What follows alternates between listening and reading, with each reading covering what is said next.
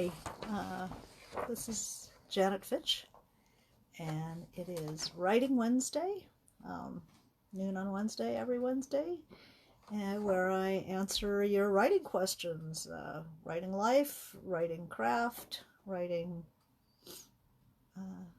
inspiration, just about anything that you're interested in hearing about.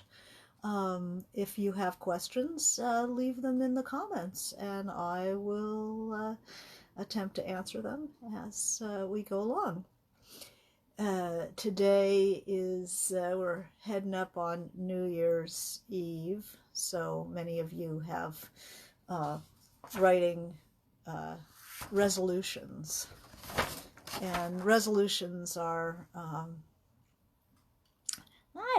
writing resolutions are kind of funny if you look back on your past years, if you keep a journal, or if you've kept track of your resolutions. Often, it's pretty much the same thing.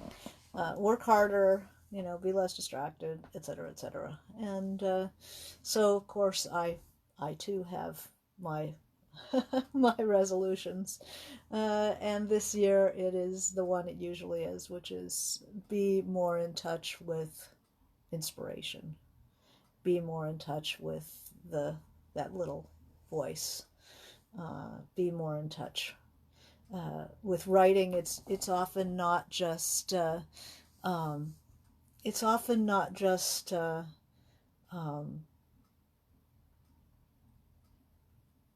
sitting there trying to squeeze something out, but plugging into that part of yourself, which is not all the fear and all the trauma and all the layers of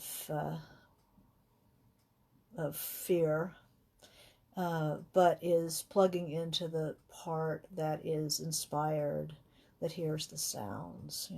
For me, I work very much on sound, so it's the poetics of language and reading things that really inspire me, which means the things that make me want to throw down the book and start writing. So it's Prosenjit. Hi, nice to see you. Linda, hi. So I have some questions. I have a question already, so I'll start with that. I do want to say that the Art of the Sentence is coming, my weekend workshop is coming up, so keep that in mind. 22nd, 23rd, 24th, where we just play with sentences. It's going to be intensive, and look at how, what is prose style, and what are the possibilities of the sentence. It's not, my aim is not to get you to write like me or to write like anyone in particular, but just to become more sensitive to the possibilities of language, what you can do if you choose to do it. The most important thing is to stop writing without thinking about the quality of what's coming out word by word, what's coming out in the sentence. Writers don't read a story, they read a sentence and another sentence and another sentence. And it's so hard just to tell a bloomin' story, create characters that make sense, get them into conflict, getting a rise and fall of emotion. And then we also have to worry about a word after, what's the best word. But that's what writing's all about, is, good writing is about awareness of the impact of one word over another, the strength of the writing, the power of the individual sentences. This is not accidental when you see writing like that. This is intentional. This is writers who know what the palette is, what's possible, and have chosen very carefully. And it's funny, whenever I finish a book, there's a moment where I get a manuscript back in type. It's called a proof or galley. And I always hate it when I see it in galley form, because it's like, oh my God, this is what people are going to physically read. These are one word after another, and often I forget how much work I've put into every sentence, so that all of these marks on a white page somehow come together in somebody's mind, and it reconstitutes itself and becomes an idea. It becomes language. It becomes literature. It's not just a bunch of words, which is what scares you to death when you see it in that form. Just in case you're ever in that situation, which I hope you will be. Hi, so I was wondering, anybody have questions this morning? Happy to start answering them. Otherwise, I will get to my first question that came in. I'm always grateful to get your questions. It's your contribution to this endeavor here. So the first question that I had here today was from Allison, who is an old writing student of mine, writer, who is often on this broadcast. And she says she has a question for Writing Wednesday she'd love my thoughts on. Recently, I got some input about writing dysfunctional characters, like in a family. An editor told me writing dysfunctional characters is just writing people doing things, but doing them badly. Do you agree? This is a person whose opinion I respect, but I've often thought it was more deeply psychological, writing dysfunctional characters, than he seemed to think so. Would love if you could speak to this. Okay, this is an excellent question. I don't like jargon. Anybody knows me knows that I don't like jargon. I don't like bonding. I don't like pop psych terms. I don't like dysfunctional. A more, reach out from these pop touchstone words. I understand what the question is, and I don't mind having a question, but in general, people who use language like that are not really thinking as specifically as they should, and certainly writers shouldn't. A troubled person is a better way to describe it. A dysfunctional family. Tolstoy didn't start Anna Karenina as like all happy families are the same, but every dysfunctional family is dysfunctional in its own way. No, he just said every unhappy family is unhappy in its own way. So please vacate pop psych if you can. But I know what's happening here. So dysfunctional characters are people doing things but doing them badly. Well, let's think about other words to replace dysfunctional with. That's a clinical, it's like, your therapist would write that down. But each person is unhappy in his own way. So dysfunction simply means you're not able to rise to the occasion. There's something screwy in the machinery of that person's psyche or that family's way of interacting, of the relationships in the family. There's a screw loose. There's a part that's slipped. That love and happiness and efficiency of behavior, appropriateness of behavior, there's something missing in there, or there's something that's throwing the whole thing out of alignment. If it's a car that's dysfunction, a car that's not working properly is a machine it's dysfunctional. So a person who's dysfunctional, usually it's a relationship that there's something that is working to undermine the flow of energy from person to person. And usually it's personality. What is T.S. Eliot in the Book of Practical Cats?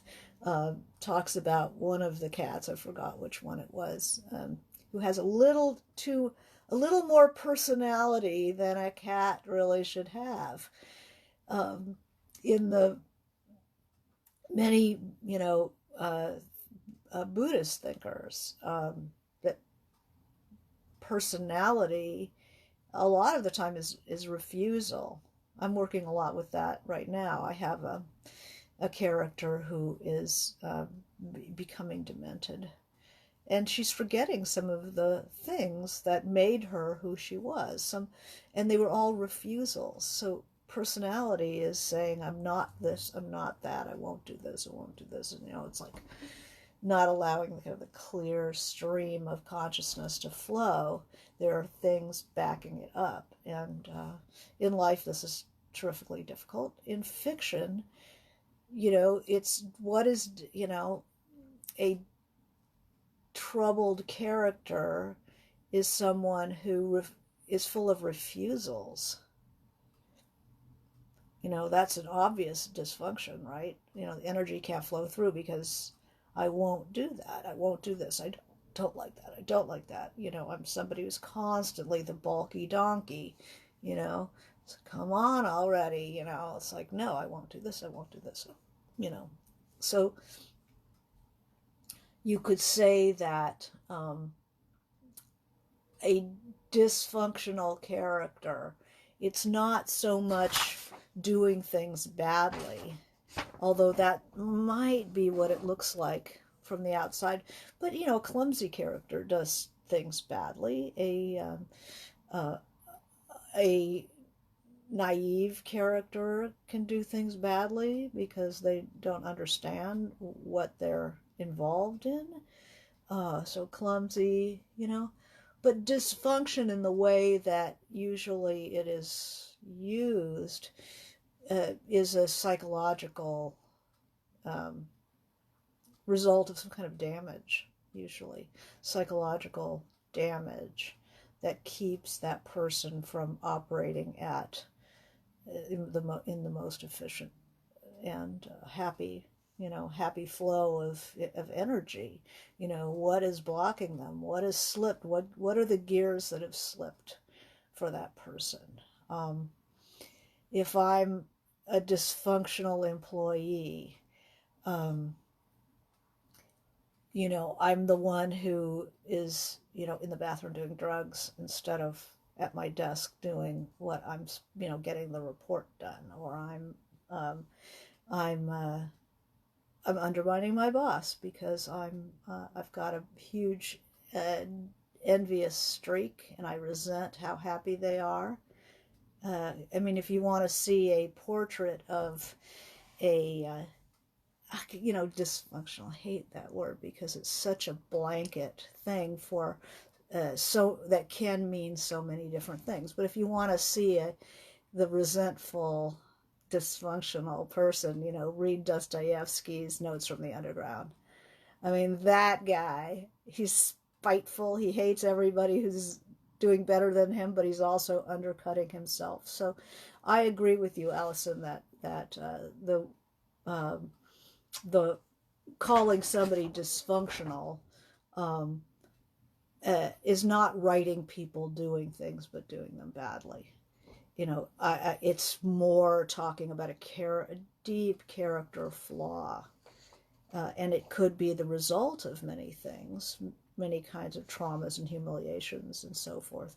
But Dostoevsky characters work against each other work against themselves in a huge way, because there's something really perverse. They cannot stand to do something right, or they're testing the bounds of what people expect them to do. There's an upstream quality. There's a water backing up pressure, which is what makes them so interesting, because they screw things up. And they screw things up on purpose sometimes, because they want the outer to reflect the inner. They want the stress that they are under to reflect itself in the world. So human perversity is like the first dysfunction. Um, a dysfunctional family are people who cannot exchange information smoothly and easily. All happy families are the same.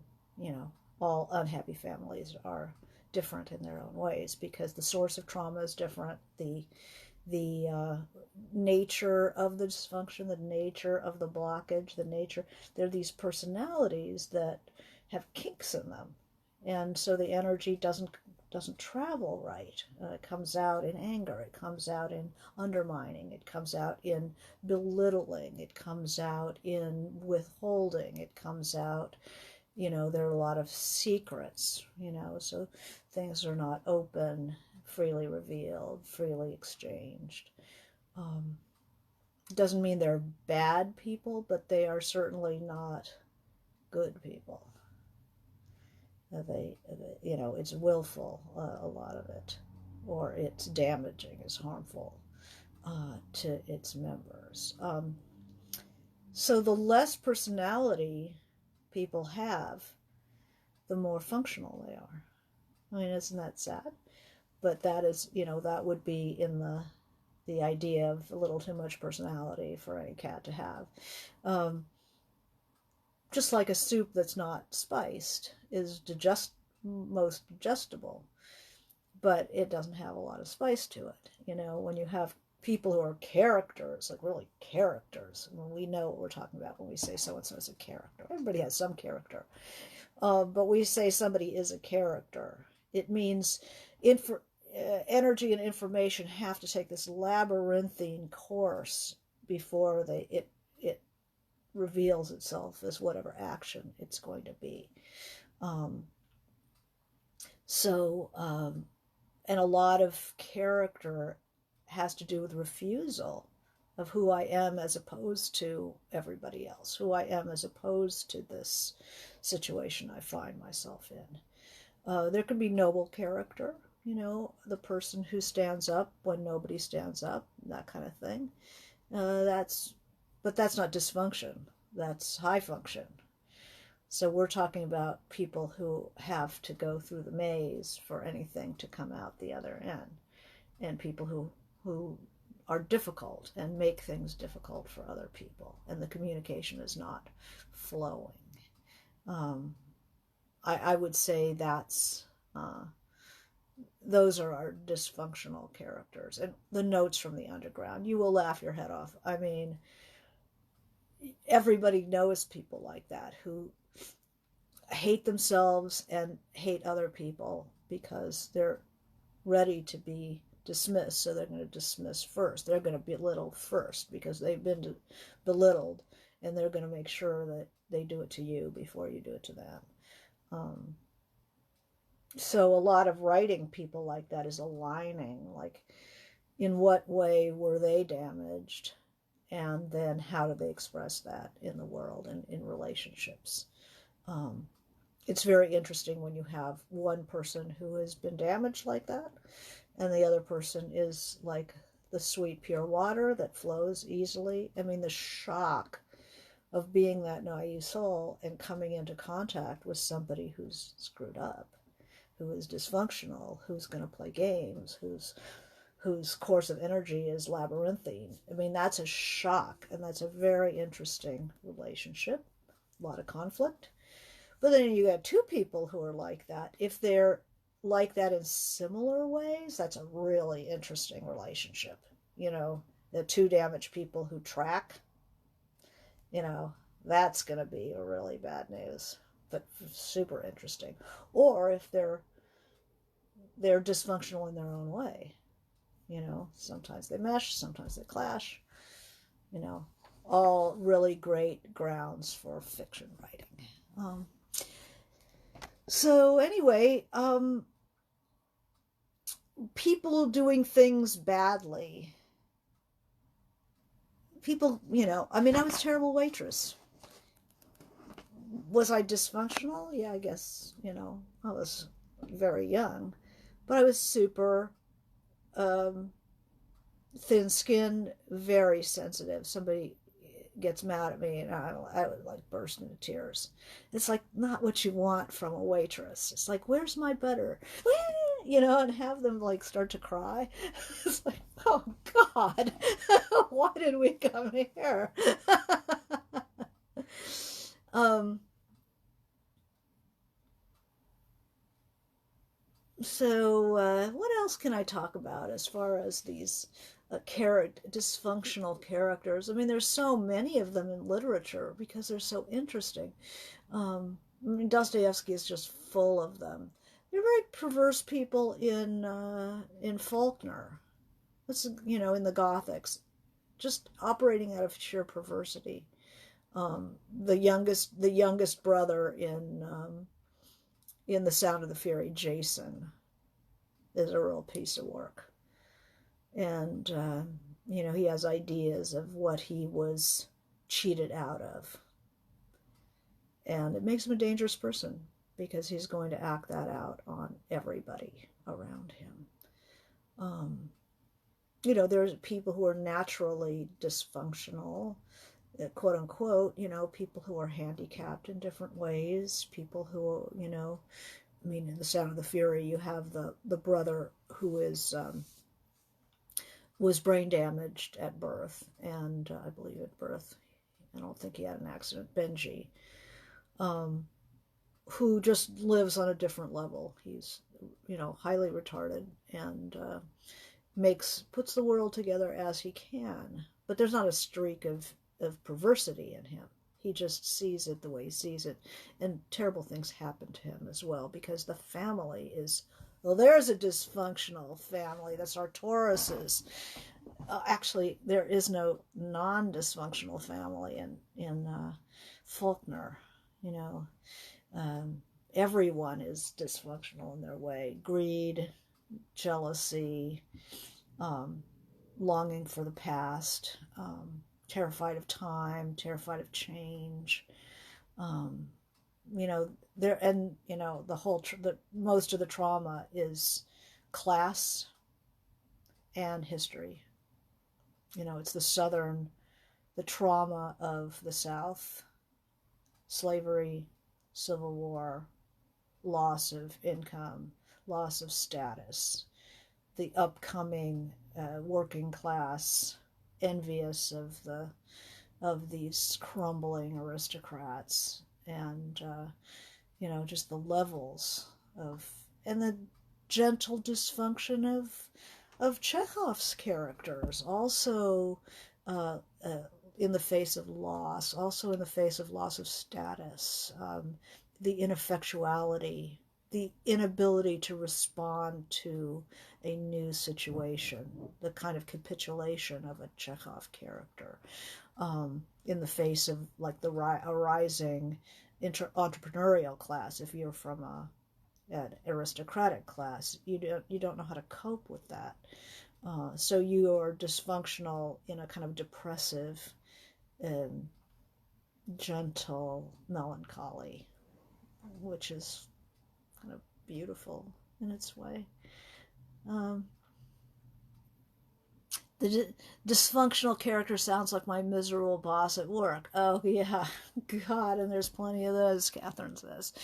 You know, the narcissistic personality. I mean, we have been run by this person for 4 years. We've really gotten a good look up close. The person who, the thin-skinned, everything about me, no sense of general welfare, no sense of no interest or caring about one's impact on others. Other people aren't even real to those people. They're just like cardboard characters who are getting in the way of, unless you either do what I want